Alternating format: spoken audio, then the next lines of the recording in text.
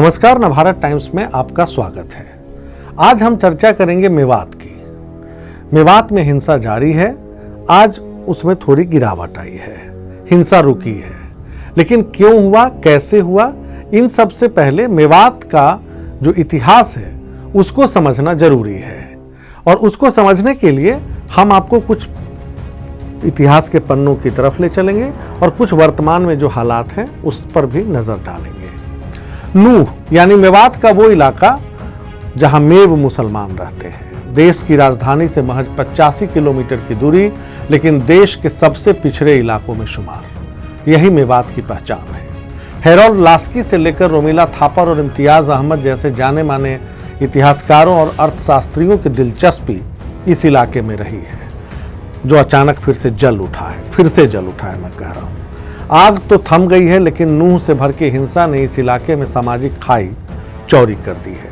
लंबे अरसे बाद अचानक मेवात में नफरत की मवाद किसने भरी, ये कहना मुश्किल है।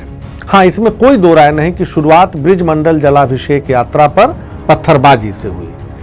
फिर सोशल मीडिया ने क्या किया, नफरती हिंसा में घी डाला। लपटे मिलेनियम सिटी गुरुग्राम और फरीदाबाद तक पहुंच गई। 2014 के बाद पहली बार इस तरह दो समुदाय आमने सामने आए मेवात में। अब अगर हम बात करें वहां की सरकार की, तो राष्ट्रीय स्वयंसेवक संघ के प्रसाद से मुख्यमंत्री बने खट्टर ने इसे गहरी साजिश बताया है। दूसरी ओर डिप्टी सीएम अलग बात कर रहे हैं। दुष्यंत चौटाला कहते हैं कि ये आयोजकों की गलती है जिन्होंने पूरी जानकारी प्रशासन को नहीं दी। भीड़ कितनी होगी इसका पता प्रशासन को नहीं था। अब दुष्यंत चौटाला कोई बरेली के एसपी तो है नहीं कि सीएम उनको तबादले या उनके सस्पेंशन का ऑर्डर कर दें। चौंकिए मत, यूपी के ही बरेली की बात कर रहा हूं। यहां भी आपने देखा होगा पिछले दिनों कांवरियों और ताजिए लेकर जा रहे लोगों में झड़प हुई थी और एसपी प्रभाकर चौधरी की गलती ये थी कि उन्होंने मीडिया के सामने ये बोल दिया था कि कांवरिये अवैध असलहे के साथ चल रहे थे। तो क्या हुआ, हो गया तबादला। लेकिन दुष्यंत चौटाला तो बीजेपी के हैं नहीं। उनके समर्थन से खट्टर सरकार सरक कर चल रही है सदम। अभी तक नूह की घटना के लिए किसी बड़े पुलिस अधिकारी का तबादला नहीं हुआ है, जबकि हिंसा में मारे गए 6 लोगों में 2 होमगार्ड के जवान थे। हरियाणा में अगले साल चुनाव है, ये भी हम सबको ध्यान रखना चाहिए। भाजपा चाहेगी कि दुष्यंत की बैसाखी का सहारा न लेना पड़े, तो क्या करना होगा, सीटें बढ़ानी होंगी। नूह की बात करें तो 2014 और 2019 दोनों विधानसभा चुनावों में भाजपा की नहीं चली। तीनों विधानसभा क्षेत्रों में कांग्रेस के विधायक हैं। और ये बात लिखकर ले लीजिए कि हिंसा के बाद भी खाता खुलना मुश्किल है, क्योंकि नूह देश का 14वां ऐसा जिला है जिसकी आबादी में मुसलमानों की भागीदारी सबसे ज्यादा है। कितना? लगभग 79.2%। हाँ, अगर हिंदू मुसलमान कर चुनाव लड़ना है, जो आजकल देश में हो रहा है, तो नूह से इतर बाकी इलाकों और राजस्थान में कुछ असर हो जाए जहां इस साल चुनाव होने हैं।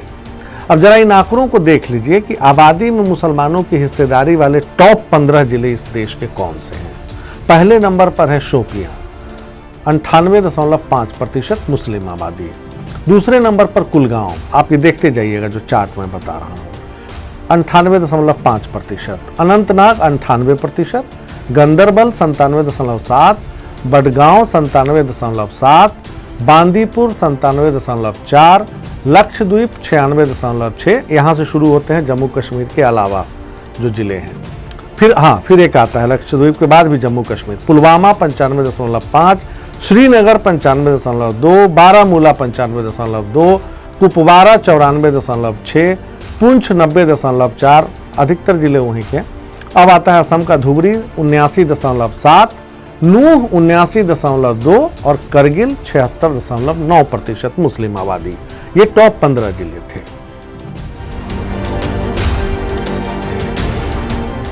लेकिन मेवात के जो मुसलमान हैं उनकी चर्चा जब भी होती है तो वहां के मेव मुसलमानों के इतिहास पर चर्चा जरूर होती है। तरह तरह की जो थियरी है, सिद्धांत हैं, वो मेव मुसलमानों के सामाजिक इतिहास को लेकर हैं।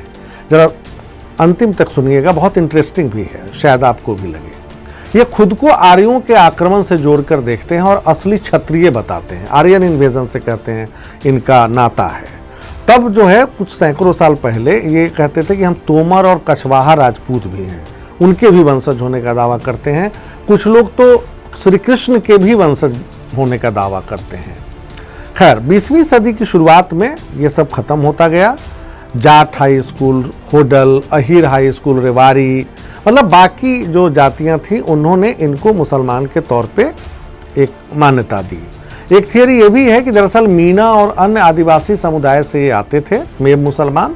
इनका इस्लामीकरण जो है वो 1000 साल लगा उसको होने में, लेकिन 20वीं सदी की शुरुआत में ये रफ्तार तेज हुआ जब आर्यों के शुद्धि अभियान के जवाब में तबलीगी जमात मेवात में सक्रिय हो गया।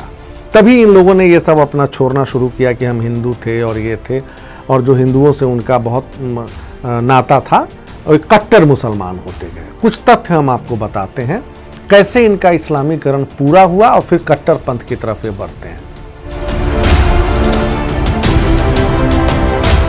देखिएगा स्क्रीन पे 1896 अलवर में अंजुमन इस्लाम का गठन होता है और ये पूरे इलाके में धार्मिक शिक्षा देना शुरू करता है।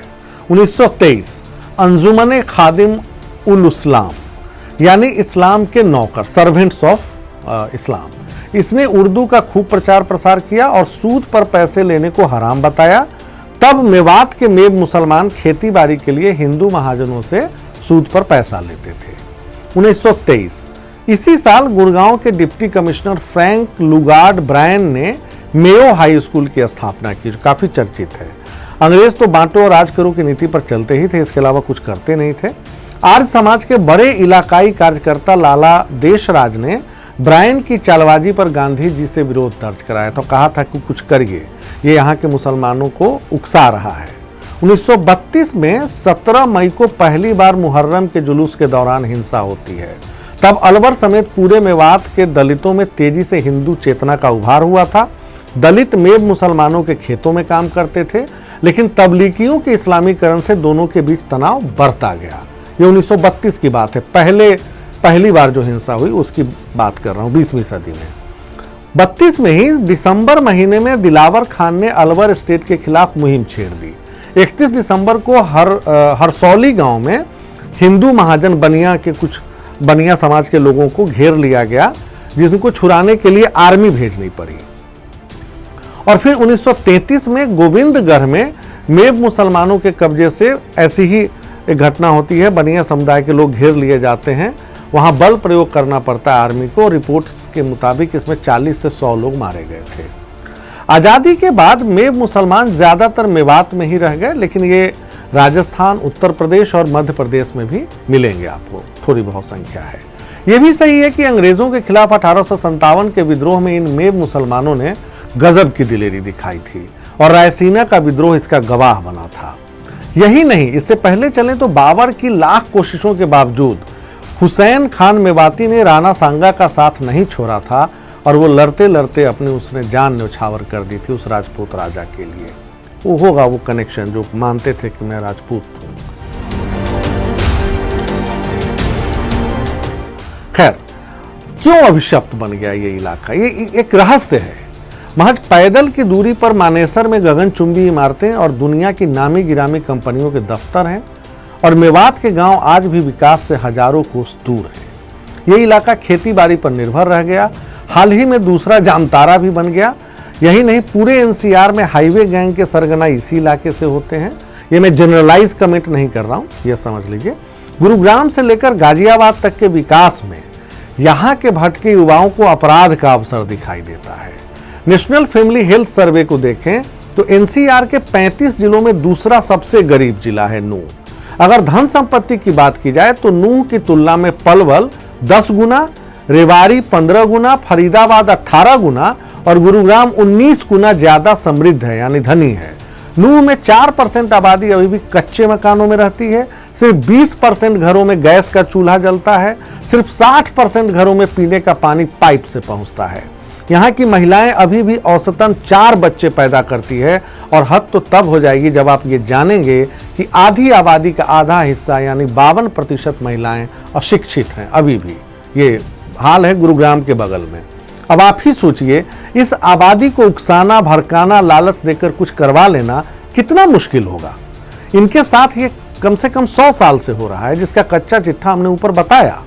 आर्थिक तौर पर यह इलाका बीमार है, जिसका पहला इलाज है विकास। खट्टर हो या मोदी, दोनों सरकारों को गुरुग्राम से आगे निकलकर इस इलाके में कट्टरपंथ और पिछड़ेपन को खत्म करने के लिए सिर्फ एक काम करना है, विकास की लौ जलाएं और कट्टरपंथी तत्वों से इस इलाके को दूर करें।